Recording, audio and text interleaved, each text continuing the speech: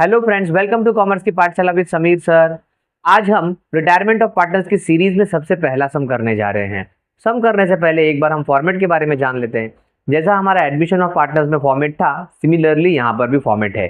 सबसे पहले हमारे पास रिवैल्यूएशन अकाउंट है, जिसमें हम असेट्स और लायबिलिटीज को रिकॉर्ड करेंगे, जो भी उसके अंदर चेंजेस आया होगा। ओके, मीन्स आपके असेट्स और लायबिलिटीज के वैल्यूज में जो भी चेंजेस आया होगा वो सारा यहाँ पर रिकॉर्ड होगा। अगर हमको उस चेंजेस में प्रॉफिट हो रहा है तो क्रेडिट साइड, और लॉस हो रहा है तो डेबिट साइड। उसके बाद हमारे पास कैपिटल अकाउंट है पार्टनर्स का। जितना भी पार्टनर्स होगा उतना आपका पार्टनर्स कैपिटल अकाउंट में कॉलम्स आएगा। जैसे हमारे प्रेजेंट सम में 3 पार्टनर है तो मैंने 3 कॉलम बनाया, डेबिट साइड और क्रेडिट साइड। फिर कैश अकाउंट है जो नेसेसरी था एडमिशन में भी और यहाँ पे भी।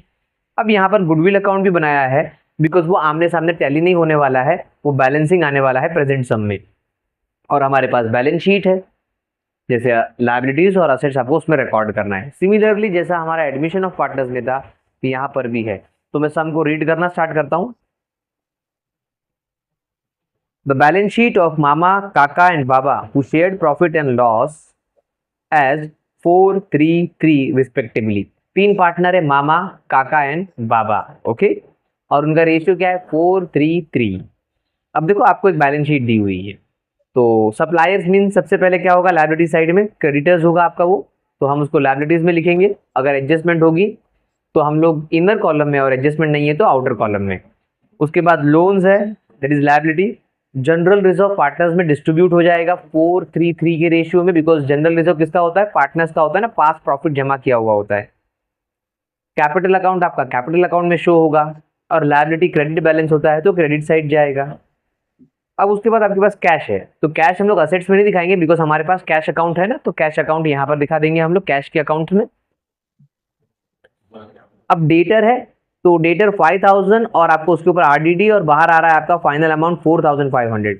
कभी भी जब आप रिटायरमेंट ऑफ पार्टनर्स करो तो अगर ऐसा डेटर्स का आपको 2 अमाउंट दिया हो, एक इनर कॉलम में उसके साथ आरडीडी भी दिया हो, तो ऑलवेज आप इनर अमाउंट लिया करिए। ओके, और उसको इनर कॉलम में ही लिखिए, क्योंकि उसमें एडजस्टमेंट रहती ही है। ओके, अगर आपको डेटर्स का ऐसा अमाउंट दिया हो, सन्डी डेटर्स 5000 रुपीज़ जैसे यहाँ पे दिया हुआ है, और लेस आरडीडी 500 रुपीज़ दिया हुआ है, तो आप क्या कीजिए, कोशिश कीजिए कि हमेशा आपको जो इनर कॉलम वाला अमाउंट है वही लीजिए और उसको इनर कॉलम में ही लिखिए, बिकॉज मोस्टली डेटर्स पे एडजस्टमेंट्स अवेलेबल होती है। आगे बढ़ते हैं नेक्स्ट।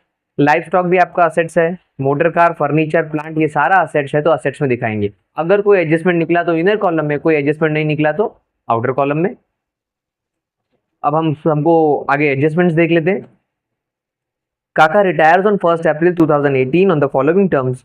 अब इसमें से कौन सा पार्टनर रिटायर हो रहा है? काका रिटायर हो रहा है। Okay, the share of a काका in goodwill of the firm is valued at ₹2700। यहाँ पर आपको पूरा गुडविल का अमाउंट कैलकुलेट करके दे दिया है कि काका जब फर्म को रिटायर कर रहा है, काका जब फर्म को छोड़ रहा है, तो उसका शेयर जो फर्म ने गुडविल क्रिएट किया होगा इन तीनों ने मिलकर अब तक, उसमें काका को कितना शेयर मिलेगा? 2700 रुपीज़। ओके, तो क्या करना है, हम जब सम को करेंगे तब मैं आपको बताता हूँ कि एग्जैक्टली क्या करना है। Furniture to be depreciated by 10%, motor car by 12.5%। Furniture पे आपको डेप्रिसिएशन देना है और मोटर कार पे डेप्रिसिएशन देना है, तो हम लोग एक स्टार मार्क कर लेंगे फर्नीचर पर और मोटर कार पर, ताकि हम लोग ध्यान में रखेंगे कि उसको इनर कॉलम में लिखेंगे। ओके, क्योंकि इसके ऊपर एडजस्टमेंट्स है। उसके बाद आपके पास है life stock is to be appreciated by 10% and plant by 20%।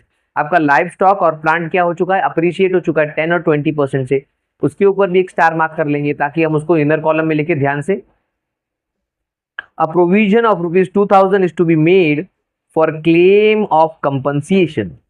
अब देखो, जो फॉर्म है उसके ऊपर किसी ने शायद तो लीगल कंपनसेशन का कोई मुकदमा दायर किया होगा, तो अभी फॉर्म को 2000 रुपये पे करने हैं एज एन लीगल कंपनस। अब लीगल कंपनसेशन तो यहाँ पे नहीं लिखा है, बस यहाँ पे लिखा है कि कंपनी को, किसी को, company means form. Okay, company means क्या होगा? यहाँ पर फॉर्म होगा, तो फॉर्म को 2000 रुपीज़ पे करना पड़ेगा।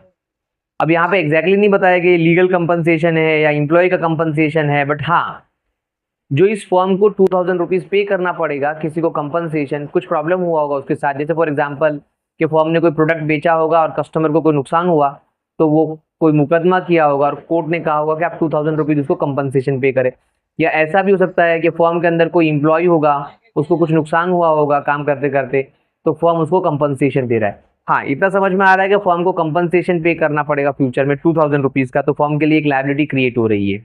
आगे बढ़ते थे next, RDD is no longer necessary. अब कह रहा है कि जो आपको देखो 500 रुपीज की आरडीडी थी वो नो लॉन्गर नेसेसरी है, मीन्स वो पैसा आ जाएगा।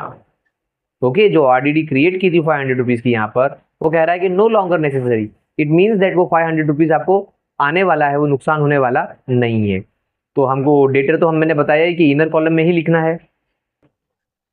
The amount payable to Kaka should be transfer to his loan account. अब जो लास्ट में हमको अमाउंट पे करना है काका को, बिकॉज काका तो रिटायर हो रहा है ना, तो जब हम काका को जो भी अमाउंट पे करेंगे वो अमाउंट कहाँ पे करेंगे, उसको उसके लोन अकाउंट में ट्रांसफर कर देंगे। मीन्स फर्म के लिए फिलहाल लोन बन जाएगा और फर्म फ्यूचर में उसको फिर पैसा पे कर देगा। ओके, तो मैं सम को स्टार्ट करता हूं। अब यहाँ पर दो तीन बात हमको ध्यान रखनी है। सबसे पहले तो शेयर ऑफ गुडविल, कि यहाँ पे शेयर ऑफ गुडविल का अमाउंट तो दिया हुआ था, बट काका ने जो साल भर काम किया, क्योंकि वो कब रिटायर हुए हैं 1 अप्रैल 2018 को, और फर्म कब क्लोज हुआ 31 मार्च 2018 को, तो उन्होंने साल भर काम किया होगा इसके अंदर। तो साल भर का उनको क्या प्रॉफिट मिलेगा, क्या लॉस मिलेगा, उसके बारे में उनको कोई भी हिंट नहीं दिया हुआ है, जिसको हम सस्पेंस प्रॉफिट कहते हैं। तो वो सस्पेंस प्रॉफिट इसमें दिया ही नहीं हुआ है, तो हम कैलकुलेट ही नहीं कर सकते। कुछ ना कुछ सम हिंट देता है तभी आप वो कैलकुलेट कर सकते हो, तो उसको इग्नोर करना पड़ेगा। और तीसरी बात, हमारा रीवैल्यूएशन अकाउंट का जो भी प्रॉफिट होगा, जो भी लॉस होगा, वो तीनों पार्टनर में शेयर होगा। ओके, तो मैं शुरू करता हूं सम को। पोस्टिंग करना, सबसे पहले सप्लायर्स है ₹7,000 का, और उसके ऊपर कोई भी एडजस्टमेंट नहीं था, तो आउटर कॉलम लायबिलिटीज में यहां पे लिख देंगे सप्लायर्स, नो एडजस्टमेंट तो आउटर कॉलम। देन नेक्स्ट, उसके बाद आपको लोन्स है 5,000 रुपीज का, कोई एडजस्टमेंट नहीं था लोन पे भी, तो सीधा आउटर कॉलम में डाल देंगे। और लायबिलिटीज होगा loans 5,000। Then next, general reserve है। अब जनरल रिजर्व आपको डिस्ट्रीब्यूट करना पड़ेगा 433 में 6,250, तो जनरल रिजर्व तीनों पार्टनर्स में डिस्ट्रीब्यूट होगा ना। तो देखो मैं जनरल रिजर्व यहाँ पे डिस्ट्रीब्यूट करता हूँ। Working note number 1, general reserve हम डिस्ट्रीब्यूट कर रहे हैं कौन से रेशियो में, 433। तो सबसे पहले मैं किसको दूंगा, जो हमारा पहला पार्टनर है, दैट इज मामा। तो पहले मामा को मिलेगा 6,250 में से, जनरल रिजर्व 6,250 है, उसमें से मामा का कितना बनता है 4, और डिवाइड बाय सबका टोटल 10, 0 0 कैंसिल हो गया। अब मैं मल्टीप्लाई कर लूंगा, यहाँ पर आ गया 20, 2 यहाँ पर आ गया, अब ये हो गया 8 और ये 10, 1 यहाँ पर आ गया, और 24 और ये 25। तो 2,500 रुपीज किसका बनता है जनरल रिजर्व, मामा का। उसी तरह हमको किसका ढूंढना पड़ेगा, काका का। तो 6,250 into 3 divide by 10। Okay, because काका का 3 होगा ना, 15, 1 कैरी, ये हो गया 6 और एक 7, और ये हो गया हमारा 18। तो 1,875 ये हमारा हो गया काका का। देन हमको लास्ट बाबा का ढूंढना है। बाबा का रेशियो तो सेम ही होगा ना, बिकॉज यहाँ पर भी 3 है, तो बाबा का भी आपका रहेगा 1,875। अब ये जनरल रिजर्व मुझे पार्टनर को डिस्ट्रीब्यूट करना है, तो मैं पार्टनर को डिस्ट्रीब्यूट कर दूंगा, क्रेडिट साइड में करूंगा, बिकॉज लायबिलिटी क्रेडिट बैलेंस होता है, बिकॉज ये लायबिलिटी में से मिला हुआ है। अब एक लाइन छोड़ दूंगा, बिकॉज मुझे वहां पर कैपिटल अकाउंट लिखना है। ओके, इसलिए मैं एक लाइन छोड़कर नीचे लिखूंगा, बाय जनरल रिजर्व 2,500, 1,8750, सॉरी, हाँ 1,875, फिर यहाँ पे 1,875। सो मैंने जनरल रिजर्व डिस्ट्रीब्यूट कर दिया तीनों पार्टनर्स में। अब आगे बढ़ते हैं। देन उसके बाद आपका कैपिटल अकाउंट है, मामा, काका और बाबा का कैपिटल अकाउंट में जाएगा। By balance brought down, because अपने अकाउंट में अपना नाम नहीं लिखेंगे। पहला है 20,000, उसके बाद 15 और 12,250।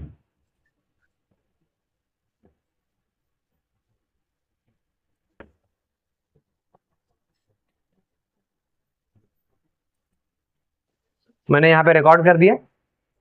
कैपिटल अकाउंट हमारा लायबिलिटी साइड खत्म होता है। अब आ जाते हैं हम लोग असेट साइड में। सबसे पहले कैश है 4,000 का, तो कैश हमारा कहाँ पर जाएगा, हमारे कैश अकाउंट में। वो भी कौन सी साइड जाएगा, डेबिट साइड, बिकॉज असेट कौन सा बैलेंस होता है, डेबिट बैलेंस होता है। तो मैं डेबिट साइड लिखूंगा यहाँ पर, अपने अकाउंट में अपना नाम नहीं तो कैसे लिखूंगा, to balance brought down. Okay, तो यहाँ पर कैश में to balance brought down 4000, correct. Then उसके बाद आपको सन्ड्री डेटर्स है रुपीज 5000 का। तो मैंने बताया कि आपको इनर वाला अमाउंट लेना है, वो भी इनर कॉलम में ही लिखना है, बिकॉज ऑलवेज इसमें मोस्ट ऑफ टाइम एडजस्टमेंट होती ही है। तो सन्ड्री डेटर हमारा असेट्स में लिखेंगे, डेटर्स 5000 इनर कॉलम में बिकॉज एडजस्टमेंट है। देन नेक्स्ट आपको है लाइव स्टॉक 12500 और उसके ऊपर एडजस्टमेंट है।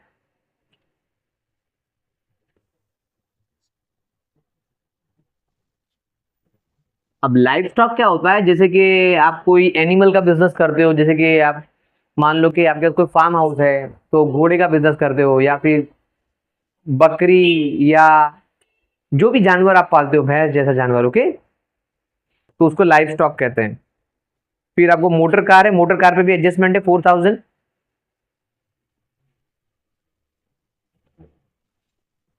इनर कॉलम में लिखूंगा। देन नेक्स्ट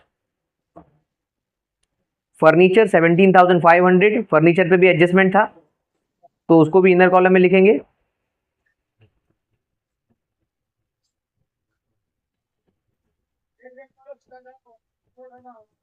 $7,500 नहीं, 17,500। देन नेक्स्ट प्लांट एडजस्टमेंट है तो इनर कॉलम में लिखेंगे 22,500।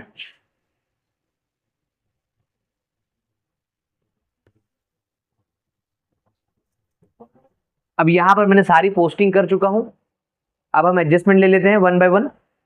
तो सबसे पहली एडजस्टमेंट कहती है कि द शेयर ऑफ काका in the goodwill of the firm is valued eight rupees 2700। अब कह रहा है कि देखो काका इनके साथ काम कर रहा था, तो काका भी अब रिटायर हो रहा है, तो काका का भी शेयर ऑफ गुडविल बनता है, और वो कितना अमाउंट है 2700 रुपीज। अब ये रेज करना पड़ेगा। अब इसका रीजन क्या था, ये सारा मैंने इंट्रोडक्शन लेक्चर में बताया हुआ है। तो डायरेक्टली मैं अब इसकी जर्नल बात करूंगा यहाँ पर कि हम लोग गुडविल रेज करना पड़ेगा, और उसमें बताया कि सिर्फ काका का शेयर रेज करना है। तो हम कैसे रेज करेंगे, देखिए हमको जर्नल एंट्री मारना पड़ेगा। तो मैं यहाँ पे जर्नल एंट्री लिखता हूँ। अब गुडविल रेज करना है मीन्स गुडविल क्रिएट करना है, तो गुडविल क्रिएट करना, गुडविल एक असेट है, तो गुडविल कौन सा बैलेंस होना चाहिए, डेबिट बैलेंस, बिकॉज असेट कहाँ पे क्रिएट होता है, डेबिट बैलेंस पे। ओके, तो यहाँ पर आ जाएगा गुडविल अकाउंट डेबिट, डेबिट में 2700 रुपीज। अब ये गुडविल किसको हमको मीन्स देना है, काका को देना है, तो काका के नाम पे रेज होगा। ओके, तो यहां पर आ जाएगा नीचे काका कैपिटल अकाउंट, बिकॉज काका रिटायर हो रहा है ना, 2700 रुपीज। तो जर्नल एंट्री ऐसा था, गुडविल अकाउंट डेबिट टू काका capital account credit 2700 rupees, 2700 rupees. अब मैंने गुडविल का जर्नल एंट्री मार दिया, अब उसकी पोस्टिंग कर लेता हूं। तो यहाँ पर गुडविल अकाउंट कहां पर है, डेबिट में है, तो मेरे पास गुडविल अकाउंट है ना, तो इसके डेबिट में जाऊंगा, और नाम सामने वाले का जो सामने दिया हुआ दैट इज काका कैपिटल, और अमाउंट अपना 2700। अब गुडविल मैंने यहां पर डेबिट में लिखा है, ओके, और यहां पर जाके लिखा है काका कैपिटल। तो अभी काका कैपिटल के कहां पे जाना पड़ेगा, क्रेडिट में जाना पड़ेगा, बिकॉज रिवर्स इफेक्ट होगा ना, यहाँ पे डेबिट हुआ है तो अगला क्रेडिट होगा, दोनों तरफ देखना है आपको। ओके, आपकी एडजस्टमेंट्स है तो हर एडजस्टमेंट की दो इफेक्ट होती है। तो यहाँ पर गुडविल के डेबिट में हमने काका कैपिटल लिखा है, तो काका कैपिटल के क्रेडिट में जाना पड़ेगा। तो देखो ये रहा हमारा काका कैपिटल और ये उसका क्रेडिट साइड है, तो यहाँ पे जाके लिख दूंगा 2700, और जहां से आ रहे हैं उसका नाम, कहां से आ रहे हैं हम लोग, गुडविल अकाउंट से, तो यहाँ पर आ जाएगा गुडविल अकाउंट। ओके, कैसे किया मैंने, गुडविल के डेबिट में गया 2700, काका का नाम सामने वाले का। अब काका कैपिटल में यहाँ पर हम लोग डेबिट में है, गुडविल के हम लोग यहाँ पर डेबिट में है, तो काका कैपिटल के हम लोग क्रेडिट में चले जाएंगे, जिसका नाम रहेगा उसके क्रेडिट में। ओके, और नाम जहां से हम लोग आ रहे हैं दैट इज बाय में क्या आ जाएगा, गुडविल। ये बेसिक है 11th स्टैंडर्ड का। अब आगे बढ़ता हूं, देन नेक्स्ट। अब अगली एडजस्टमेंट कहती है कि फर्नीचर आपको डेप्रिशिएट करना है by 10% and motor car by 12.5%। तो 10% डेप्रिसिएशन बड़ा इजी है, जस्ट आपको एक जीरो कम करना है। चलिए देखते हैं। तो फर्नीचर को हम 10% डेप्रिसिएशन करेंगे। अब देखो एक जीरो कम कर देंगे तो 1750 हो जाएगा, और डेप्रिसिएशन माइनस करना है। देखो कैसे आया, 17,500 इंटू 10 डिवाइड बाई 100, तो 0 0 0 कैंसिल होगा, तो ये डेप्रिसिएशन बन जाएगा ना। तो जब कभी भी 10 आपको 10% कहा हो, तो आप जो भी राउंड फिगर रहेगा उसमें से एक जीरो कम कर दोगे तो आपको 10% डेप्रिसिएशन डायरेक्टली मिल जाएगा। ओके, तो यहाँ पर मिल गया 1750। अब मैं इसको माइनस कर दूं तो यहाँ पे आ गया 0। अब यहाँ पे 10 में से 5 गए तो 5। अब यहाँ पे 4 बचे, 14 हो गए, 14 में से आपके 7 गए तो 7। अब यहाँ पर आपके बचे 6, तो 6 में से 1 गया तो 5, और आपका 1 का 1, तो 15,750 आ जाएगा आपका।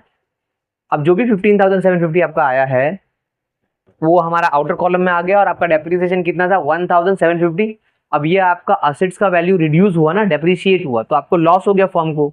तो फर्म इसका दूसरा इफेक्ट बुक करेगा कि बाबा हमको लॉस हुआ है, तो वो असेट्स और लायबिलिटीज का जो भी चेंजेस होता है उसमें जब हमको लॉस होता है तो हम लोग उसको कहाँ पे बुक करते हैं, रिवैल्यूएशन अकाउंट में बुक करते हैं। लॉस कहाँ पे बुक करते हैं, डेबिट में, और प्रॉफिट होता है तो क्रेडिट में। तो ये जो रिवैल्यूएशन हमारा असेट्स का हुआ, हमारे फर्नीचर का हुआ, उसमें हमको लॉस हो गया, तो लॉस कहाँ पे बुक करेंगे, डेबिट में। तो यहाँ पर जाके टू जिसकी वजह से लॉस हुआ है उसका नाम लिख देंगे, फर्नीचर, या डेप्रिसिएशन लिखो तो भी चलेगा। 1750 का हमको डेप्रिसिएशन आया। ओके, ये वाला अमाउंट लॉस का अमाउंट। अब उसी तरह कहता है आपका सम के 12.5% आपको मोटर कार का देना है, तो उसका थोड़ा सा कैलकुलेशन करना पड़ेगा। देखिए मैं यहाँ पे कैलकुलेट करता हूँ, तो मैं ये इरेज कर देता हूँ।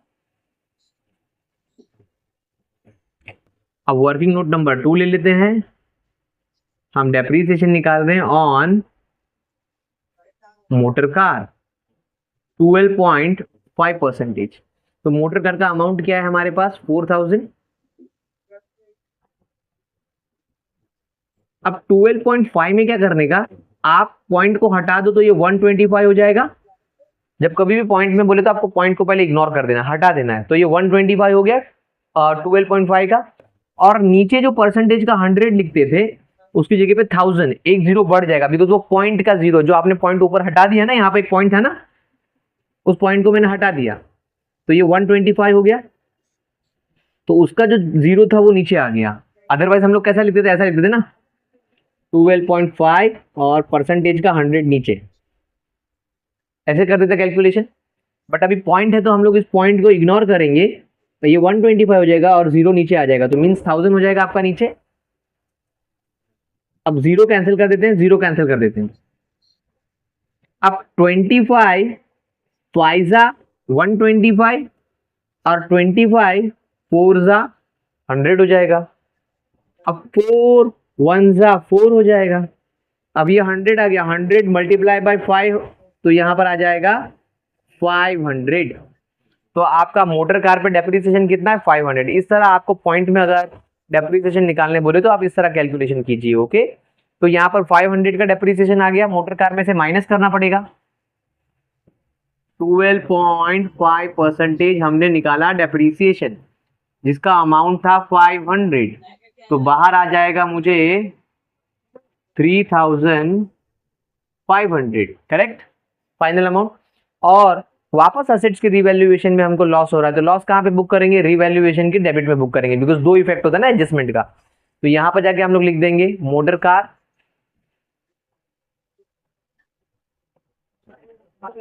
और अमाउंट ऑफ लॉस है हमारा 500। ओके, देन आगे बढ़ते हैं नेक्स्ट। फिर एडजस्टमेंट नंबर अगर आप 3 देखोगे तो उसमें कहता है कि आपका लाइफ स्टॉक आपको अप्रिशिएट करना है बाय 10%। अभी बताया 10% मीन्स एक जीरो कम कर देना है। ओके, कभी भी 10% निकालना है तो जो भी राउंड फिगर होगा उसमें आपको एक जीरो कम कर देना है। बट इस बार अप्रिशिएट करना है, डेप्रिशिएट नहीं करना है, इस बार वैल्यू इंक्रीज हो रहा है। ओके, तो यहाँ पे प्लस में करेंगे लाइफ स्टॉक का। आपका 10% अप्रिसिएशन है, नॉट डेप्रिसिएशन, अप्रिसिएशन है। ओके, अप्रिशिएट हो रहा है, वैल्यू इंक्रीज हो रहा है। 10% मीन्स कितना होगा, एक जीरो कम कर देंगे तो 1250 हो जाएगा।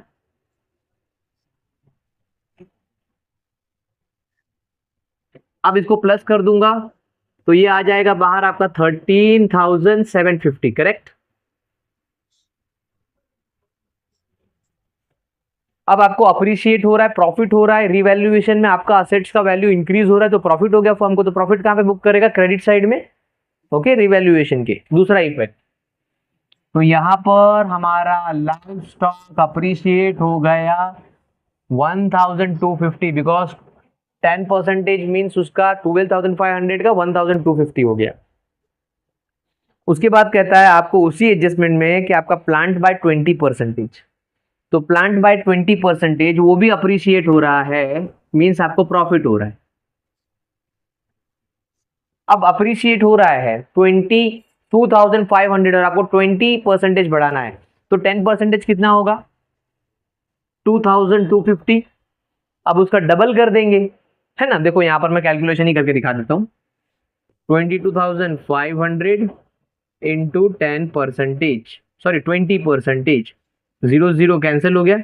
अब 2,250 10% आ गया। अब उसका डबल था, मल्टीप्लाई कर देने का 2 से, तो 0 10 1 आ गए, 4 5 और यहां पर आ गए वापस 4, तो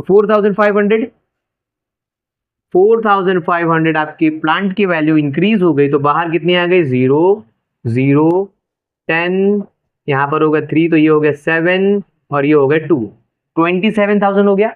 अब रिवैल्यूएशन ऑफ असेट्स और लायबिलिटीज में, मींस असेट्स के रिवैल्यूएशन में आपको इंक्रीज हो गया वैल्यू आपका असेट्स का, तो आपको प्रॉफिट हुआ।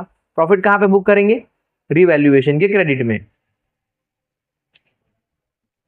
बाय, क्या नाम था बाबा इसका? प्लांट। कितना? 4,500 से आपका वैल्यू इंक्रीज हुआ ना। देन नेक्स्ट आपको एडजस्टमेंट कहता है कि a provision of ₹2,000 to be made for claim of compensation. हमें किसी को कंपनसेशन पे करना पड़ रहा है ₹2,000 का, तो हमको पे करना है ना ₹2,000, तो हमारी लायबिलिटी क्रिएट हो गई सबसे पहले। तो हम यहाँ पे लिख देंगे क्लेम फॉर कंपनसेशन, या प्रोविजन फॉर कंपनसेशन लिख दो तो भी चलेगा, ओके, प्रोविजन लिख दो तो भी चलेगा। प्रोविजन फॉर कंपनसेशन कितने का? 2,000 का। अब ये 2,000 का क्लेम हमको पे करना पड़ेगा और हमारी लायबिलिटी 2,000 से इंक्रीज हो गई। अब हमारी लायबिलिटी, फर्म की लायबिलिटी इंक्रीज हो गई तो फर्म को तो लॉस हो रहा है ना, तो फर्म कहां पे रिकॉर्ड करेगा? फर्म की लायबिलिटी इंक्रीज हो गई, फर्म को लॉस हो गया, रिवैल्यूएशन के डेबिट में रिकॉर्ड करेगा। अब भी मैंने बताया कि आपको असेट्स और लायबिलिटीज का जो भी चेंजेस आएगा उसमें अगर प्रॉफिट होता है तो क्रेडिट साइड और लॉस होता है तो डेबिट साइड। हमारी लायबिलिटी बढ़ गई है तो हमको लॉस हो रहा है तो हम डेबिट साइड लिखेंगे, करेक्ट। वहां पे लिख देंगे प्रोविजन फॉर कंपनसेशन, या खाली फॉर कंपनसेशन लिख दे तो भी चलेगा, बिकॉज हमारे पास जगह थोड़ी कम है। कितना कंपनसेशन है? डायरेक्टली 2,000 का लॉस बुक हो गया, ओके। आगे बढ़ते हैं नेक्स्ट। उसके बाद आपको कहता है कि RDD is no longer necessary. आपको जो 500 की आरडीडी थी अब वो नुकसान होने ही नहीं वाला है। आपका जो 500 यहां पर माइनस होके फिर बाहर आपको 4,500 आ रहा था, अब आपका नुकसान होने ही नहीं वाला है। तो आपको आरडीडी है ही नहीं, यहाँ पर आपको कोई आरडीडी है ही नहीं, ओके। तो यहाँ पे तो आरडीडी नहीं लोगे तो आपका अमाउंट कितना आ गया? 5,000 का 5,000 बाहर आ जाएगा, बिकॉज आरडीडी है ही नहीं आपको, यस और नो।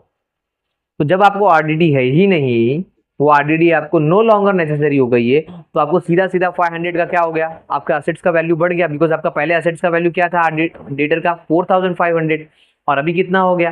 5,000 हो गया, है ना। 500 रुपीज का आरडीडी नो लॉन्गर नेसेसरी है, मीन्स अभी वो पैसा आ जाएगा। तो अब ये 500 रुपीज हमको प्रॉफिट हो गया, तो हम प्रॉफिट कहाँ पे बुक करेंगे? रिवैल्यूएशन के क्रेडिट में, बिकॉज अभी मैंने बताया कि रिवैल्यूएशन के क्रेडिट में कब जाएंगे? जब हमको कोई रिवैल्यूएशन में प्रॉफिट होगा, और ये हमको आरडीडी नो लॉन्गर नेसेसरी है, मीन्स हमारा पैसा आ जाएगा तो हमको प्रॉफिट हो रहा है, तो यहाँ पे लिख देंगे क्रेडिट में बाय आरडीडी 500 रुपीज की, या डेटर लिख दो तो भी चलेगा, ओके, ब्रैकेट में डेटर दिखा दो तो भी चल जाएगा। अब हमने सारी एडजस्टमेंट कर ली है। लास्ट एडजस्टमेंट आपको कहती है the amount payable to Kaka should be transfer to his loan account. तो जो भी अमाउंट हमको काका को देना है उसके लोन अकाउंट में ट्रांसफर करना है। अब काका को क्या अमाउंट देना है वो हमको नहीं पता, उसके लिए हमको क्या करना पड़ेगा, हमको सारे अकाउंट क्लोज करने पड़ेंगे। तो सबसे पहला अकाउंट कौन सा क्लोज होगा, आपका रिवैल्यूएशन अकाउंट। ओके, तो चलिए सबसे पहला हम रिवैल्यूएशन यहाँ पे क्लोज करते हैं। आप पेंसिल से दोनों तरफ का वैल्यू नीचे लिख लेंगे, बाद में आप उसको इरेज कर सकते हो ना, इसीलिए कौन सा बड़ा बैलेंस है ये पहचानने के लिए। तो यहाँ पे 0, 5, 12, 6, यहाँ पर 0, 5, 12, 4। तो यहाँ पे आ रहा है 6250 और डेबिट साइड में आ रहा है 4250। बड़ा कौन सा है, 6250 जो दोनों तरफ जाएगा।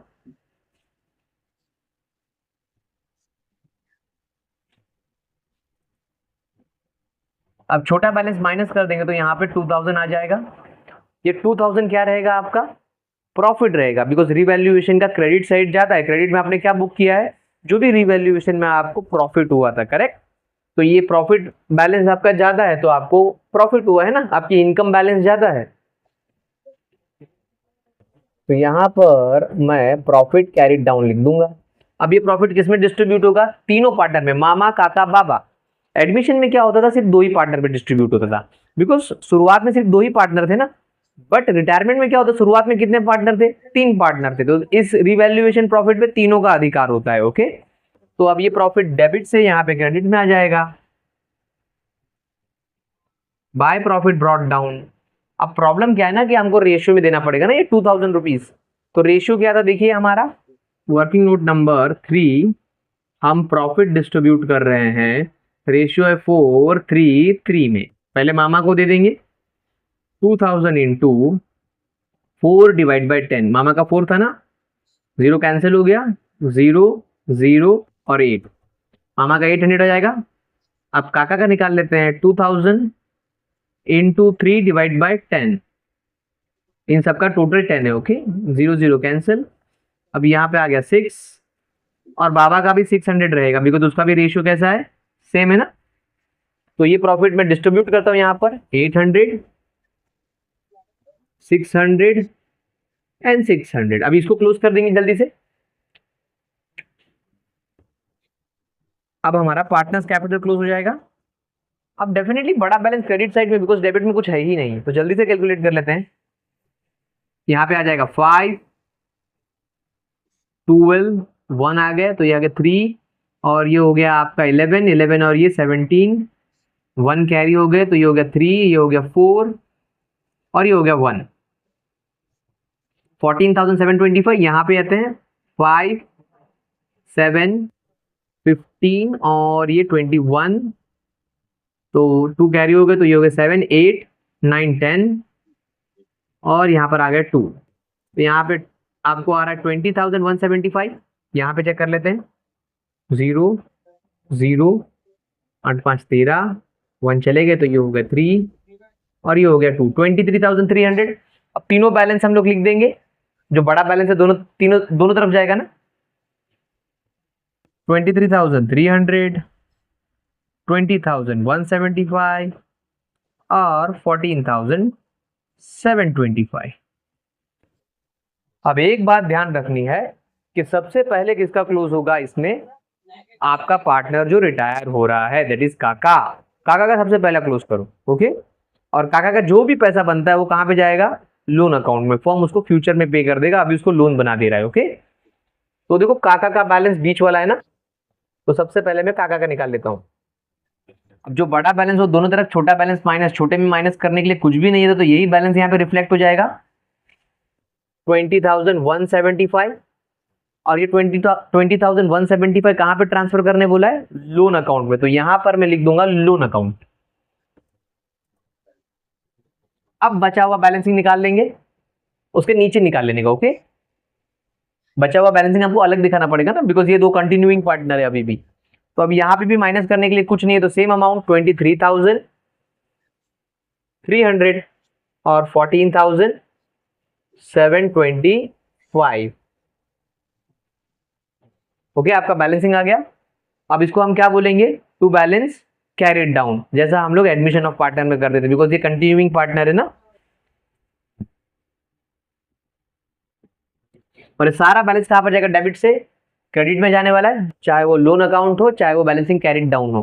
तो ये तो कंटिन्यूइंग पार्टनर है, तो ये तो इनका कैपिटल अकाउंट बन जाएगा। यहां पर डेबिट से credit, because liability credit balance होता है। कौन कौन है? मामा कंटिन्यूइंग है और बाबा कंटिन्यूइंग है। मामा का अमाउंट क्या था? 23,300 और बाबा का अमाउंट 14,725। तो बाहर क्लोज कर देंगे। 5 2 10 8 3। अब ये लोन अकाउंट है ना, यहां पर डेबिट से अगला बैलेंस क्रेडिट, तो लायबिलिटी क्रेडिट बैलेंस होता है, तो यहां पे आ जाएगा। अब कौन सा लोन अकाउंट है ये? काका का। तो काकाज लोन अकाउंट में ऐसा लिख दूंगा। ओके, ये जो बैलेंस था काका का वो यहां पे काकाज लोन अकाउंट में डाल दूंगा। अमाउंट था कितना? 20,175। क्लोज हो गया ये भी। अब हम लोग कैश अकाउंट टैली कर ले। ये अकाउंट तो टैली हो चुका है हमारा। अब एक बात ध्यान रखिए, ये जो 4,000 है वो 4,000 नहीं है, वो 4,500 है। यहाँ पर प्रिंटिंग मिस्टेक है सब में, अदरवाइज आपका सम टैली नहीं होगा। ओके, ध्यान रखिएगा, ये सब में प्रिंटिंग मिस्टेक था जिसको मैंने अभी पाया। तो यहाँ पर है आपका 4,500। अब इसको यहाँ पे टैली करेंगे तो यहाँ पे नीचे 4,500 ही आ जाएगा, बिकॉज कोई चेंजेस ही नहीं है। अब यहाँ पर भी आपको कुछ माइनस करने के लिए नहीं है, तो 4,500 बाय बैलेंस कैरेट डाउन। सब में जो दिया है वो प्रिंटिंग मिस्टेक दिया, 4,500 रुपीज है। अब अगली बात है, हम लोग कैश अकाउंट कब बनाएंगे? तो जब कुछ कैश का लेन देन हुआ हो, या तो कुछ पैसा आया हो या तो कुछ पैसा हमने पेमेंट किया हो, अदरवाइज हम कैश अकाउंट नहीं बनाएंगे। ये पहला सम था, आपको बताना था मुझे, इसलिए मैंने बना दिया यहाँ पर। बट नेक्स्ट टाइम से ध्यान रखेंगे कि हमको कैश अकाउंट कब बनाना रहेगा? जब कुछ कैश आया है या तो फिर हमने कुछ कैश पेमेंट किया है, अदरवाइज बना के आपका टाइम वेस्ट होगा। अब यहाँ पर ये क्रेडिट में निकला है, तो अगला इफेक्ट डेबिट होगा। डेबिट कौन सा बैलेंस होता है? आपका असेट्स होता है। यहाँ पे चले जाएंगे, कैश कितना अमाउंट है? 4,500। ओके, देन नेक्स्ट आगे बढ़ते हैं। अब गुडविल अकाउंट भी क्लोज कर देंगे। तो देखो यहाँ पे गुडविल भी आपका बैलेंसिंग आने वाला है, टैली नहीं होने वाला है, बिकॉज इसमें कोई राइट ऑफ नहीं हुआ है ना आमने सामने। तो यहाँ पे भी बैलेंसिंग 2,700, बिकॉज माइनस करने के लिए कुछ नहीं है। By balance carried down. अब ये कहाँ पे निकला? क्रेडिट में, तो अगला इफेक्ट डेबिट में होगा। असेट आपका डेबिट बैलेंस होता है। 2,700। अब टैली करेंगे इसको। यहाँ पर 10। अगर आपका दोनों बैलेंस टैली बराबर निकला तो सम राइट है, अदरवाइज अगर नहीं निकला तो कुछ ना कुछ रॉन्ग है। देखते हैं। 10 1 आ गया यहाँ पर, तो ये हो गया 3 और ये आपका आ गया 10, तो 1 यहाँ पर वापस आ गया, और ये हो गया आपका 2, देन 8 15 20 22, तो 2 वापस आ गया यहाँ पर, और चले गए 2 यहाँ पर, हो गया 5 और 6 7, तो 72,200। वहां पर भी सेम बैलेंस आना चाहिए। तो सबसे पहले 0 0 0 0 आ गया। अब यहाँ पर 5 10, तो 10 आ गया, 0 और 1 आ गया इधर, तो हो गया 8 13 20, और ये आपका आ गया 25 और ये 32, तो 2 यहाँ पर आ गया, 3 कैरी फॉरवर्ड हो गया, तो ये हो गया 8 और ये 11 14 19 19 और ये 7 आपका 26, और ये हो गया आपका 30 और ये 32, वापस 2 आ गया और 3 कैरी फॉरवर्ड हो गया, तो ये हो गया 4 5 और 6 7। तो ध्यान रखना वो 4,500 था, 4,000 नहीं था। सब में आपका प्रिंटिंग मिस्टेक है। ओके, इस बात को ध्यान लेना। अब आपका सम यहाँ पर पूरा टैली हो चुका है। Thank you so much. Please आपके दूसरे दोस्तों के साथ ये सम को शेयर कीजिए, लाइक कीजिए और सब्सक्राइब कीजिए। Thank you.